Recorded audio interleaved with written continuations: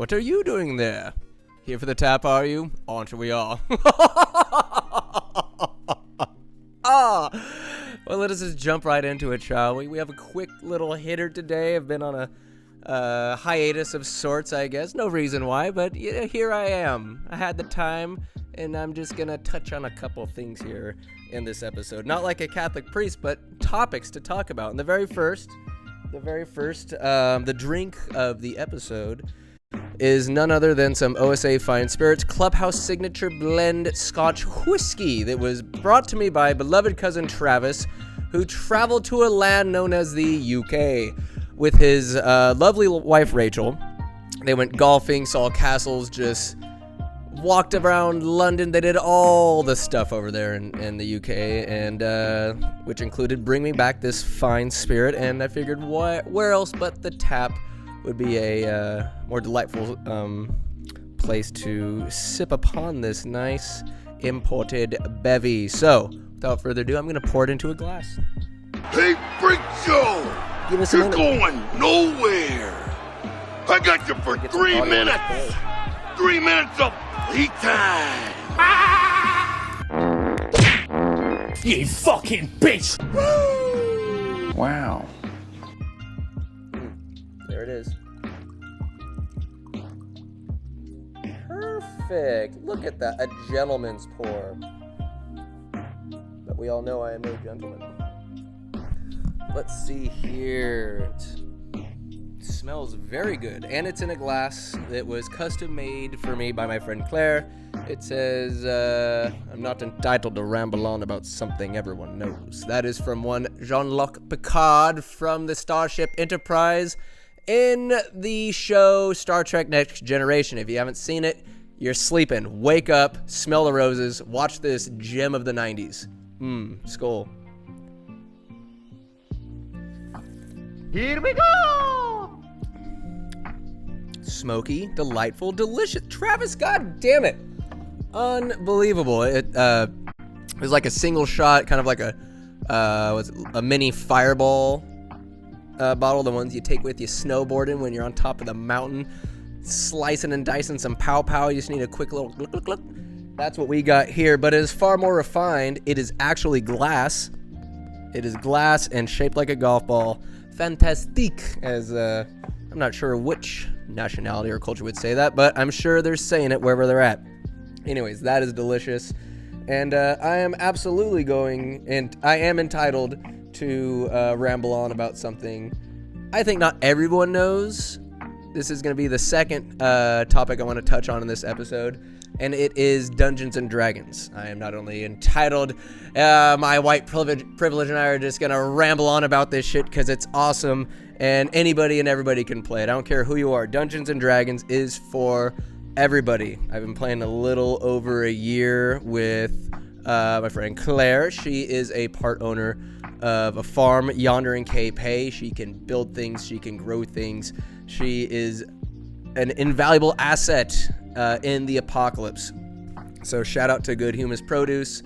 We also have Dungeon Master David Sassenrath, who is married to my cousin Katie, a swell guy, ex-teacher, now into IT, and a crafty and sexy Dungeons and Dragons veteran. To be a DM, good God, you not only have to create a story, you have to be super creative, and you have to think on your feet, because the way this game goes and flows, it's just whoever's participating is telling a story, and the Dungeon Master, you could think of them as something of the narrator. And then, of course, we have homie Nick. He is married to the lovely Lillian Borame, who is from the esteemed class of 2009 in Winners High School. And, man, goodness gracious, he's UC Davis alumni. He's got a PhD in English literature and currently teaching at Solano Community College, I believe. Swell guy, great beard, plays hockey, and just what a hodgepodge of individuals that have come together in this journey. And of course, you have me, Aaron, the retard of the group, but hey, everybody needs a little comic relief on every once in a while. Just a newspaper guy. I'm trying to add in some silly antics, which I feel like I do. And we've been going for over a year. And before people poo-poo on the D&D, it is just a fantastic way to just bond with people and just have fun. It's not your average like board game. You're not winning out the gate. You could knock out a 10-hour session if you were so inclined. We meet up, I would say, more often than most groups could possibly dream of, because you have to align, for us, 4 separate schedules, align them like the stars, and meet up and get the job done. Some people meet up once a month, once every couple months, or once a year, and then they talk about meeting up, and they just never do, because they just can't commit, damn it. But we do. We commit so hard. We commit, like I said, once every 2 weeks. We go from house to house. It's a rotation between David, Nick, and myself, like our houses. Claire lives way out in the boonies in Cape Hay. We've been to her place once and had like a whole Sunday extravaganza with charcuterie and whatnot. But I'm just telling you guys our MO, the way we do things. It's at somebody's house. They cook dinner. People bring bevies and beers, and I was a Cracker Jack guy, bringing, like, just pouring in a bowl. Cracker Jack's a nice little sweet treat. Don't sleep on them. But as time went on, I went crazy and got some wafers. I forget that some Mexican company makes these wafers. It's like $1.50 at Town and Country Market. And it turns out the group prefers the wafers. There's chocolate, vanilla, and strawberry. And I feel like vanilla has been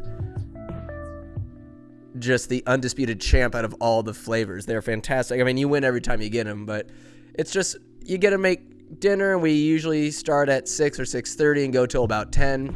But time's flying.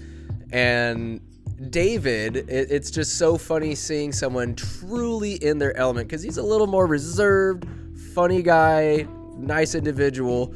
But when he's DMing, because he's like I said, out in the wild, he's a little more reserved. But when he's DMing, he is doing voices. He is the quippiest individual you could possibly think of. He's just shooting jokes from the hip. It is so goddamn funny. It's fun, all the ridiculous situations we get into. In our group, boy howdy, we are time travelers. We're trying to fix time. We are Aeon touched.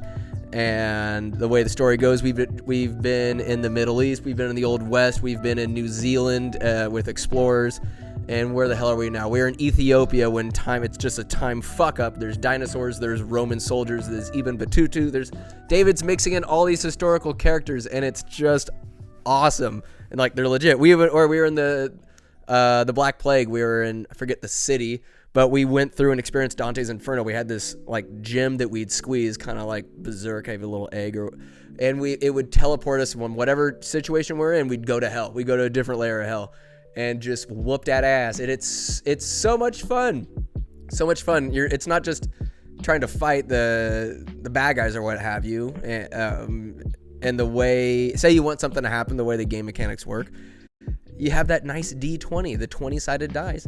And whenever you want something to happen, say I want to shoot a bow and arrow that's at a target that's about 100 yards away, you got to roll for it. And depending on how high you roll, 20 obviously is the best possible outcome. And great things happen with 20s. You yell crit when it does happen. It's a critical roll. Or you crit fail, a 1. That, for me, recently we were fighting some undead hyenas in a cave, and I rolled a 1. I was just going with my rapier, going to stab them, and hello kitten, and I rolled a 1 for my attack, and I tripped and fell and impaled myself on a stalagmite. It was embarrassing. It was terrible. But the group prevails. We all have different powers. We all have different gods we worship. There's different classes. Think of it as you're playing Skyrim. You're playing a nerdy video game, but it's just spoken word. You keep track of your stats. I am a level 5 rogue. My name is Benoit Lafontaine. My character looks like Willem Dafoe, and he is a Native American who has a skull tattoo on my face because I worship Baron Samedi.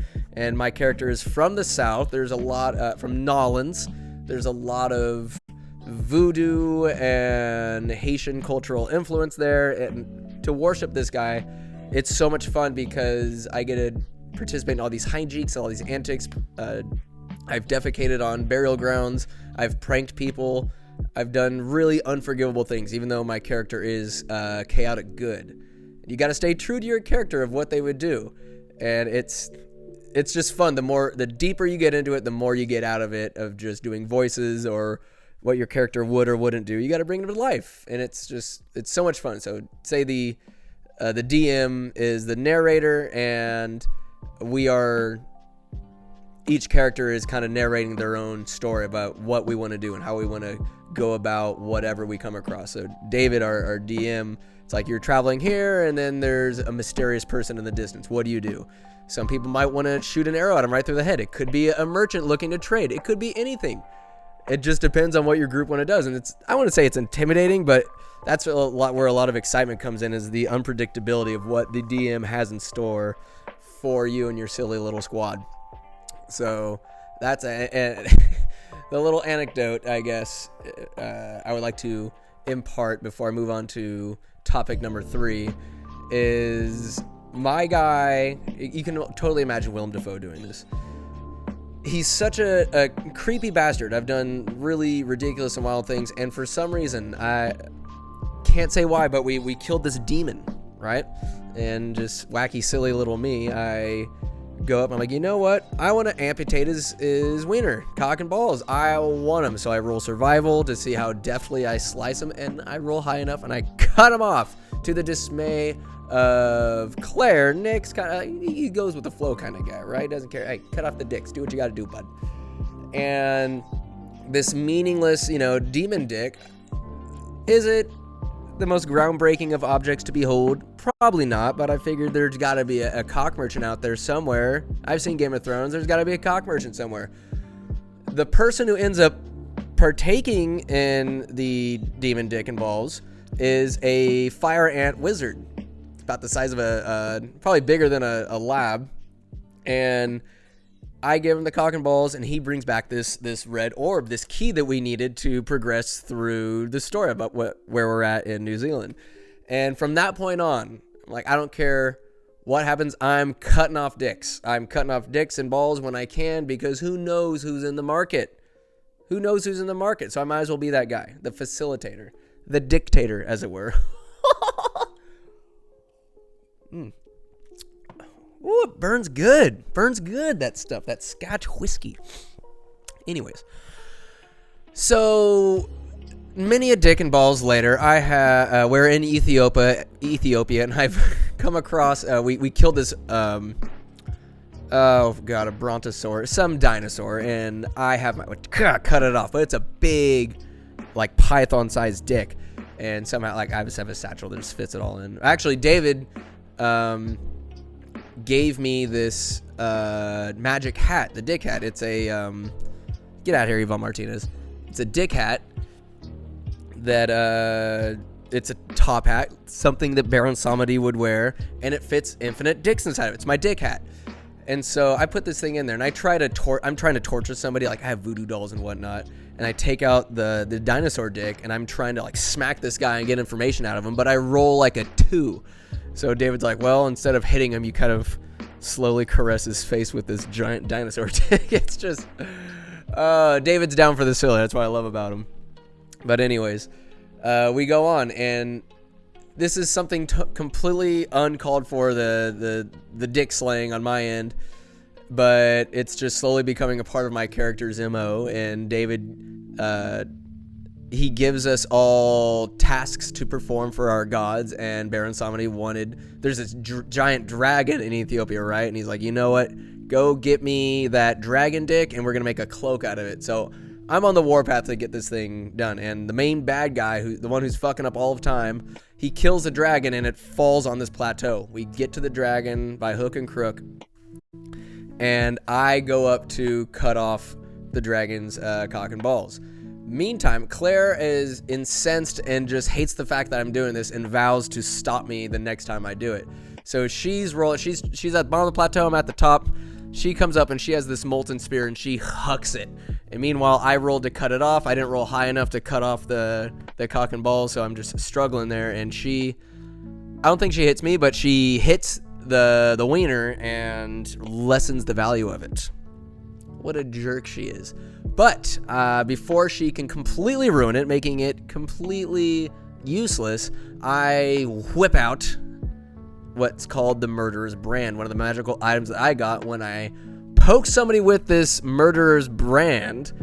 Whoever is burnt with it, whatever damage is done to me, it is done to them. So what I do, I poke this dragon wiener, and then I go crazy. I pull out my holy dagger, and I cut off my own cock and balls.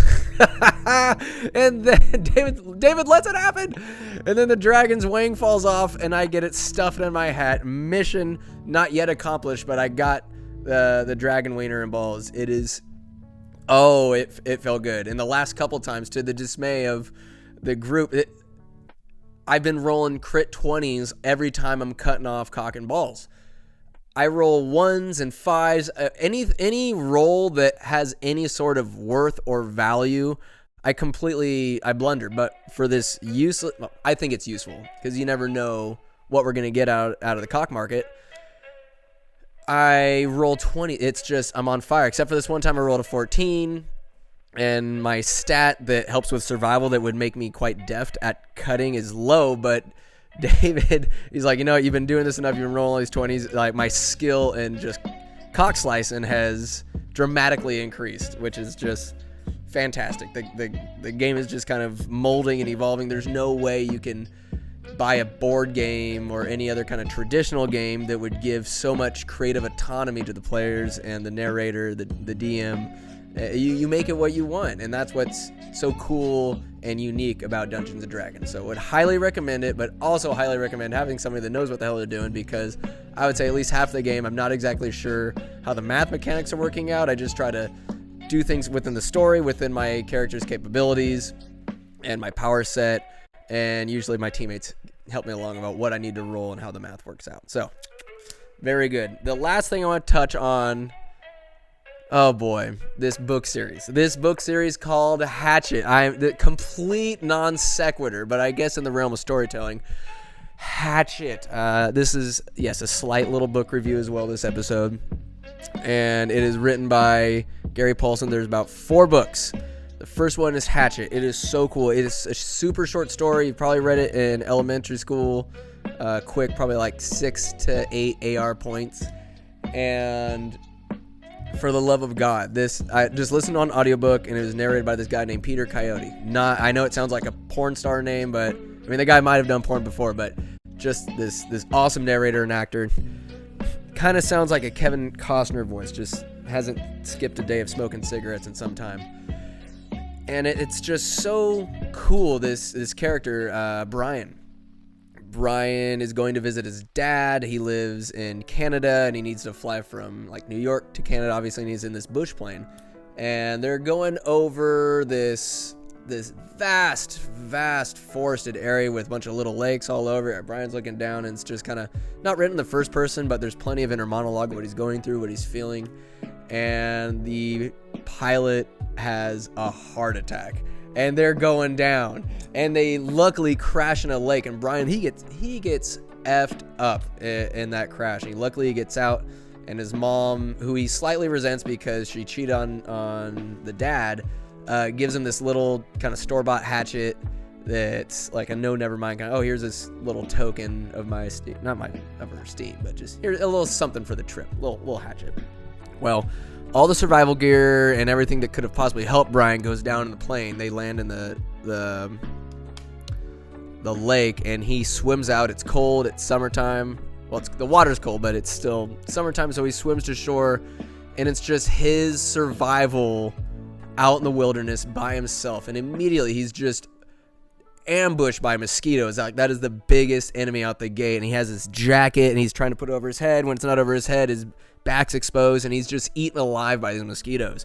And the story goes on, and as desperate as he is, he yearns for home. He wants food. He's fantasizing about it, but he gets mentally tougher by the second, damn near. He knows he can't fantasize about food, and food is such a huge theme in this story, where it's food is everything is the quote he goes by. Food is everything, because if you're Starving, you can't drink. Starving, you can't forage. Starving, you can't even survive. You can't run from predators. You can't do shit. And he's observing all these animals that are around him, the birds, the wolves, the otters, everything.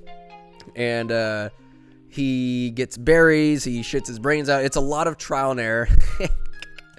That luckily doesn't cost him his life. He knows he needs to start a fire because he's freezing his ass off at night.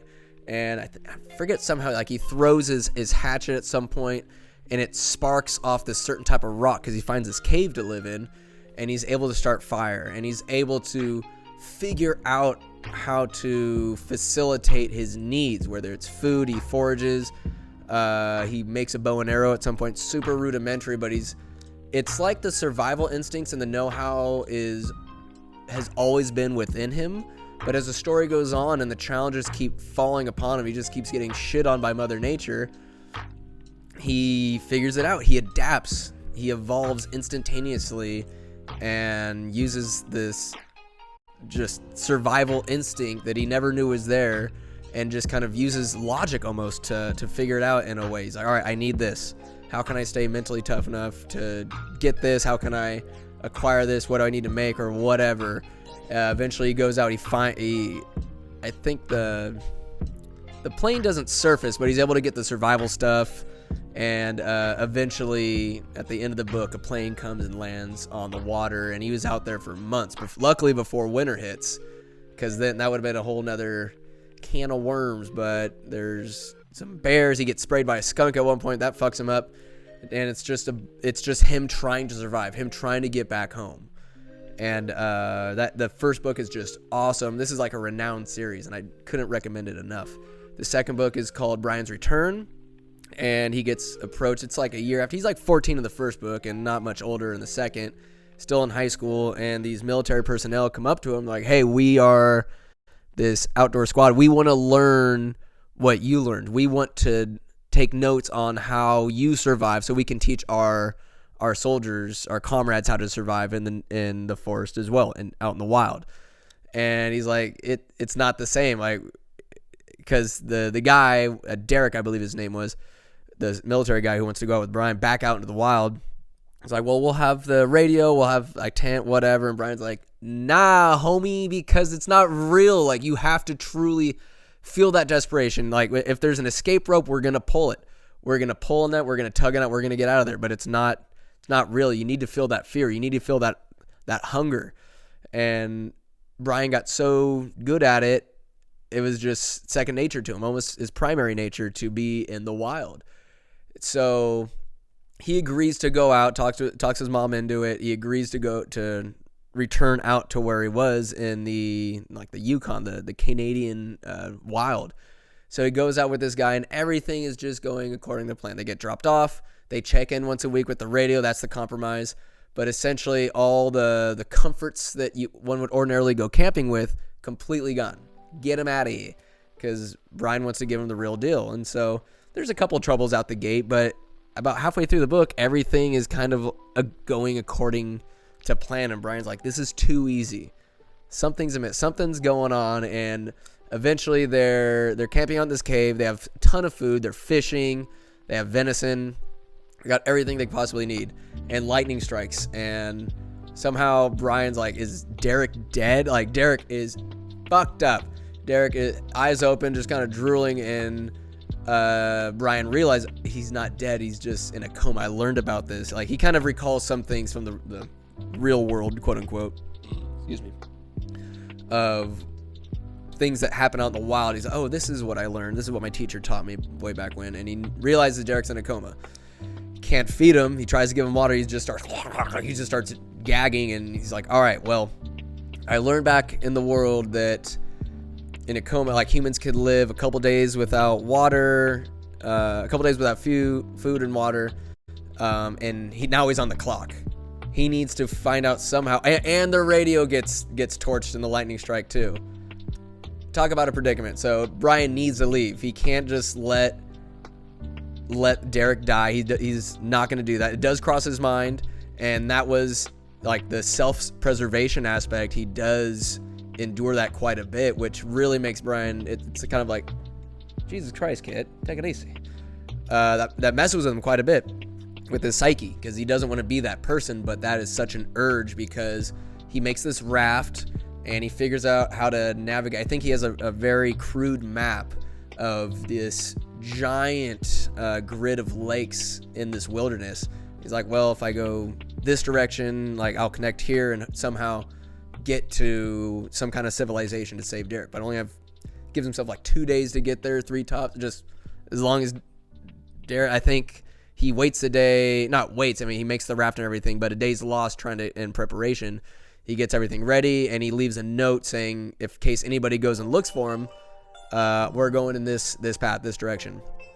And he reads all of Derek's notes because they're out there for a couple weeks and Derek's taking notes, and Brian reads it. He feels a little bad about it, but he's reading Derek's notes, and there's a lot of respect for Brian and what he does and what he can do from Derek through his notes.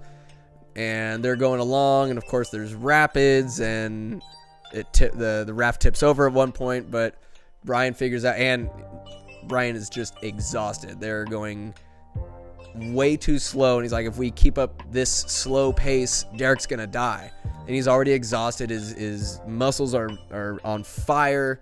His morale's low, so low that he's like, if I might die, I could just leave Derek here to just get consumed by the forest, by the wild. He's like, no, I can't do that. There's like a voice in his head telling him to leave Derek, but he's like, no, I will not do that. I will not leave this man to die. And eventually he gets to this little outpost in the middle of nowhere, and they're able to save Derek. And at the end of the book, Derek gives Brian, he comes back to life. You don't really see it, but it's just there's a letter, and he gives Brian a canoe, this dope Kevlar, or just pretty advanced like canoe for future travels and whatnot. The third book is pretty sweet. It is called Brian's Winter, and it is if Brian didn't get saved before the winter time in the first book. It's kind of an alternate reality, and it's just him going through the winter time, and it's crazy, just the cold and just how he describes it, and it's just beautiful. He ends up getting really good at making bow and arrows. His survival instincts totally ramp up, and this ain't summertime survival. And there's just so many cool aspects of just reading the animals, observing the animals, how they're surviving. He sees, like, through looking at rabbits, that their fur changes to adapt. Wolves, he has a lot of respect for wolves and how they've kind of established territories and whatnot. And it's so cool to hear about this kid's experience. It's almost like he's a real person, you know? And he ends up fighting this moose, ends up killing it in like glorious, just last second fashion. But Brian, he goofs up plenty and realizes just how much needs to get done. He's always getting firewood. He's always doing something. He's trying to whittle together snow moccasins. It's just so cool how circumstances bring about Brian's survival and his skills that are kind of like, maybe they're covered in snow, and he reveals it metaphorically, of course. And the circumstances help him discover what a badass survivor he truly is. It's like he's just primal. And in the fourth book, God bless it, what is it called? Brian's Hunt. Oh, and at the end of Brian's Winter, he meets this family, the Smallhorns, who are outdoorsy. It's this Native American family. This guy and his wife and 2 little children are out there. And Brian's like, oh my God. I haven't seen anybody in months. So it's been almost a year I've been out here by myself. And the guy's like, well, a lot of people come out here, and I wondered when you're going to come find us, because a lot of people who come out here just want to be secluded. That's all they want. And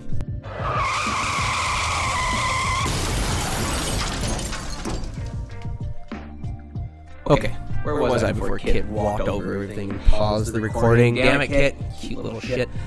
The Smallhorns call Brian a plane, and he's able to get back to civilization and yada yada. Tremendous. So the last book, because I believe there's only 4 books, it's called Brian's Hunt.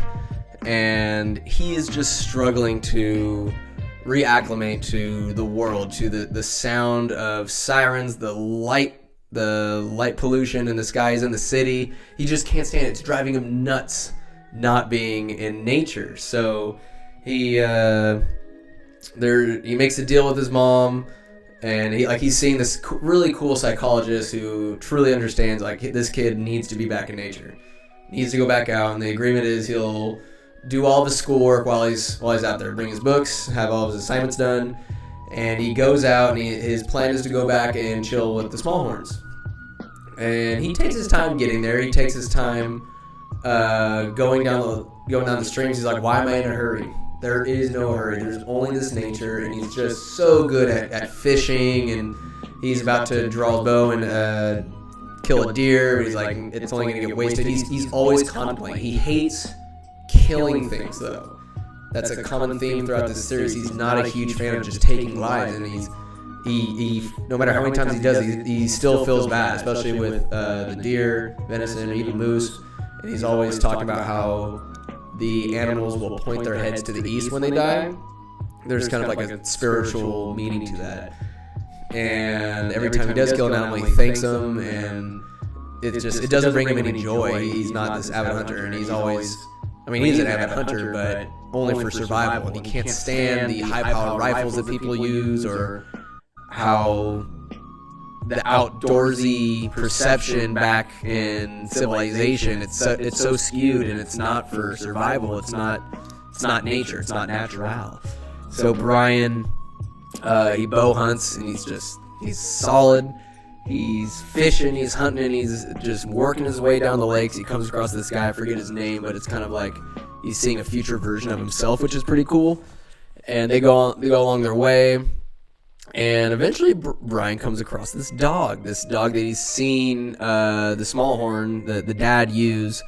It's a sled dog, but he's effed up. He's got a big gash on him. He's like, what the hell's going on? He's coming from the north. So Brian has a bond with this dog. He sews him up. The dog just lets him do it. He understands. Brian's talking to him like, please don't panic, don't squirm. I'm doing this to help you.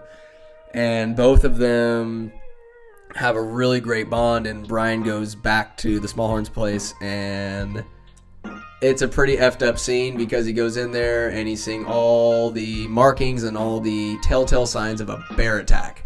And he finds the dad. He's dead. He's gashed. He goes outside, finds the mom. I can't recall if the kids died, but the dogs are all dead except for one, the one who found Brian. And Brian could tell something's weird. This dog does not want to go back up north, and that's where Brian's going. And so he kind of uses his investigative skills and realizes, because the smallhorns told him a while back, they have this older daughter who goes to school in the cities, and she was supposed to be back there, and he was just kind of fantasizing about meeting her and all that. And he's like, well, if she escapes, she's probably down that way. And he takes his canoe, it takes him all night, but eventually he finds her on the shoreline and gets her back. They call in a plane. She's freaked out, like her family's dead. Her mom and dad are, at least. And Brian knows that this is the doing of this rogue bear, and he needs to kill the shit out of this bear. This is retribution. This is Brian's hunt. And he just gets to know so much about the bear just based on its tracks and what it does or doesn't do. The dog's there with him, and then, boy howdy, a final little clash is there. Am I going to tell you what happens in Brian's hunt? Hell no, I've already spoiled so much, but don't... I mean, take my word for it to go and read these books or listen to them on audiobook. It's so different when the narrator's going off and just kind of talking to you and telling you the story beyond just the cliff notes that I'm giving you. So what I'm going to do is leave you with this pearl of wisdom, you see. You're going to go to your fucking library, a local fucking library. You're going to go to the librarian. You're going to say, hey, give me a fucking library card, eh? Get him a library card. It costs you a grand total of $3.99 to get this library card. Once you get the library card, you're going to go to your app store and you're going to download Libby. Libby. That's what it is. You're going to punch in your information, put in your library card number, and you're going to have the entirety of at least for me, the Yellow County Library audiobook. I believe there's regular book selections in there as well, but readings for the birds, audiobooks. Let me tell you, you check them out for about 21 days, and they only have so many audio choices. Like there's so many books, but they don't have so many copies. I thought, it's digital. They'll have an infinite amount. No, sometimes you gotta That's the only downfall of it. It's completely free, but if people are checking them out, then you're going to have to wait a little bit. But Hatchet was the entire series just available right quick. I listened to all the Harry Potter books that way. Listened to most of Red Rising that way. And, of course, all of Hatchet. They're maybe like a 4-hour listen. You don't listen to it all at once. And if you're driving or whatever, turn it on. It is just so good, this series. And at the end of it, you learn more about Gary Paulson and how he was an outdoorsman himself. And a lot of what he experienced is what Brian experienced. He's been toe-to-toe with a bear. He didn't go down a plane crash, but something that has happened. And he just kind of, this was inspired by this. This was inspired by that. Had kind of a difficult home life when he was a kid, spent a lot of time out in the wild. And there's just so much inspired by this wild outdoorsman, this Bear Grylls adjacent individual who just wrote this really incredible story that's just, I don't know, inspiring. You just can't stop listening to it. At least it was like that for me. So I could not recommend Hatchet enough, that entire series. Boy howdy. There, I've touched on all the topics. I've not done with my Scotch whiskey yet, but in due time. But alas, that is it for this episode of The Tap. I hope you all have a delightful and glorious, sexy day. Now be on with you.